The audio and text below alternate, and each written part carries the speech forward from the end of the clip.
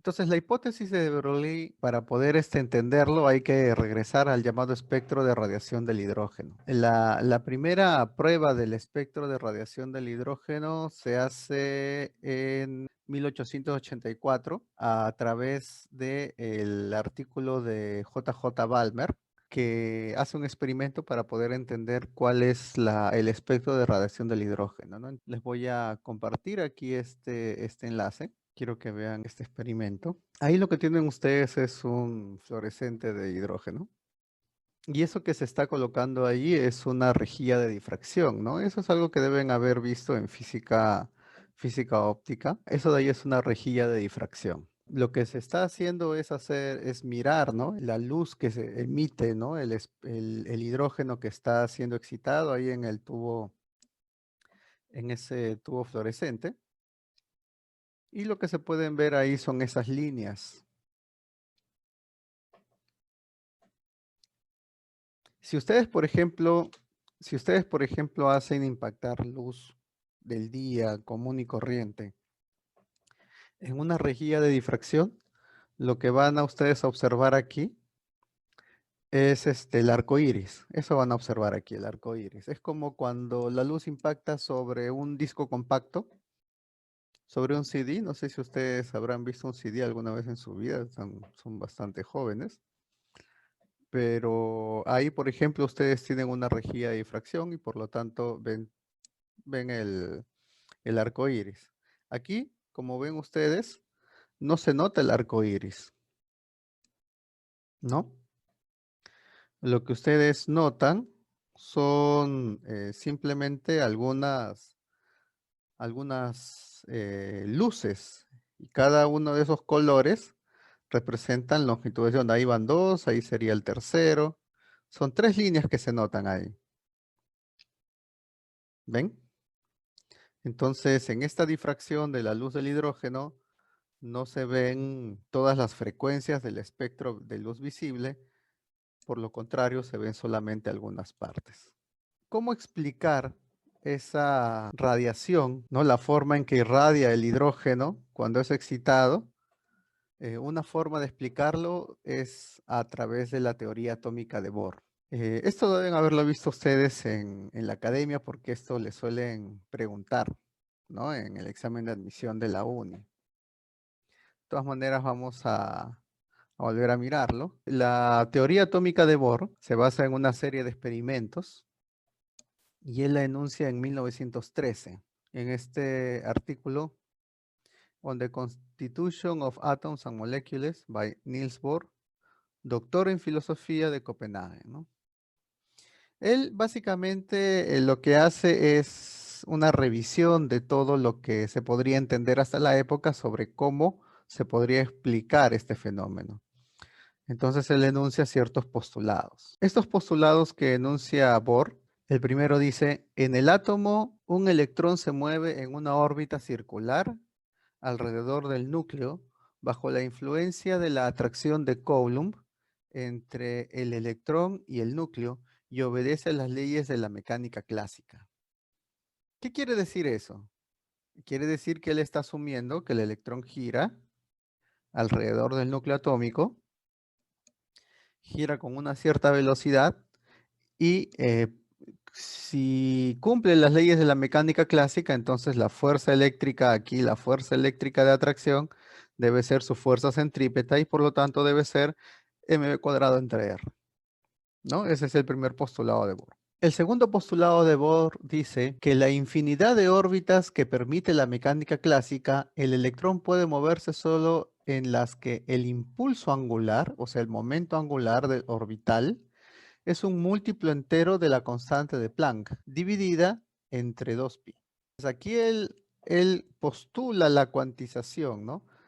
Es como en el caso, por ejemplo, o sea, si tengo un objeto con una fuerza, el objeto podría moverse en cualquier radio, y a medida que va moviéndose el radio, o sea, a medida que va cambiando el radio, la energía también cambia y eso deben haberlo visto ustedes en mecánica clásica, ¿no? En física general. Lo que él indica es que el momento angular debe ser un múltiplo, un número entero de veces la constante de Planck dividida entre 2pi. La constante de Planck dividida entre 2pi también se llama h barra. Todo lo que tenga una barrita, cuando lean ustedes libros de física, una barrita así, un slash, significa entre 2pi.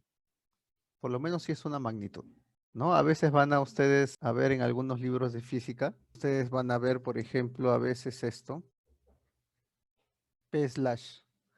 El p slash es el p entre 2pi, ¿no? O a veces van a ver esto, d slash k. Esto es dk entre 2pi, ¿no? Eso es muy común. Ese sería entonces el segundo postulado de Bohr. Hay un tercer postulado que dice de que a pesar de que el electrón se encuentra constantemente sujeto a una aceleración, se mueve en una órbita permitida sin radiar energía electromagnética. Así su energía total E permanece constante. ¿Qué tiene que ver esto? A ver, No que en qué caso un cuerpo electrizado emite radiación electromagnética? justamente eso, se me viene a la mente que si es un electrón en movimiento, debe emitir ondas electromagnéticas. No. Y debe, Esa no es la característica de un cuerpo que irradia ondas electromagnéticas. como, ¿cuál es su pregunta? ¿Bajo qué condiciones un cuerpo electrizado irradia ondas electromagnéticas? Cuando tiene una aceleración, Claro. Y en el caso del electrón, ¿qué aceleración tendría? la centrípeta, Correcto. Entonces, en esos casos, gracias. Entonces, en esos casos, ustedes pues tendrían una radiación electromagnética y al irradiar, pues el electrón tendría que perder energía. Si el electrón pierde energía, entonces en algún momento tendría que impactar contra el núcleo. Lo que está diciendo Bohr es que eso no ocurre, porque si eso ocurriese, entonces el átomo no se podría explicar esos niveles de energía y el átomo sería un cuerpo negativo, una bolita negativa, con los electrones ahí y los protones incrustados, ¿no? Eso es el budín de pasas de Thomson. Lo que está diciendo Bohr aquí es que bajo esta condición de cuantización, existen niveles de energía permitidos y donde el electrón va a permanecer con energía constante. Como ejercicio, muestren que la energía del electrón al moverse alrededor del núcleo atómico se puede calcular así. Es una energía negativa. Recuerden que el E, que es el valor absoluto de la carga eléctrica del electrón, es una cantidad positiva, ¿no?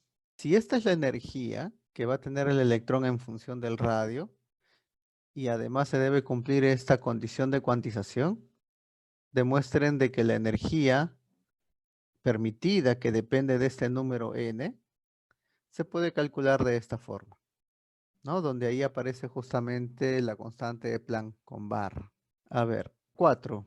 Un electrón emite radiación electromagnética cuando al moverse inicialmente en una órbita con energía total EL cambia o EI cambia discontinuamente su movimiento y se mueve en una órbita de energía total EF. Entonces hay un cambio de nivel de energía del electrón. La frecuencia de la radiación emitida es igual a la diferencia de energías dividida entre la constante de Planck, ¿no? Está usando la hipótesis de Planck de la cuantización de la energía del fotón. Como ejercicio, muestren que la longitud de onda de la radiación emitida por el átomo de hidrógeno cumple esta ecuación, donde esta R es la constante de Rydberg, ¿no? Esta es la ecuación que les enseñan a ustedes en nivel preuniversitario, en química, no en física, para poder determinar cuánto es la longitud de onda de la radiación emitida. ¿Hasta ahí tienen alguna pregunta? Esa es la teoría atómica de Bohr. Como ven, es física muy básica. Por eso es que se toma en el examen de admisión, solo que se está agregando el postulado de Planck. Y por este artículo, Bohr gana el premio Nobel de física. Entonces, es una física muy simple para la época, sin embargo, lo extraordinario está en la idea, ¿no? En la explicación.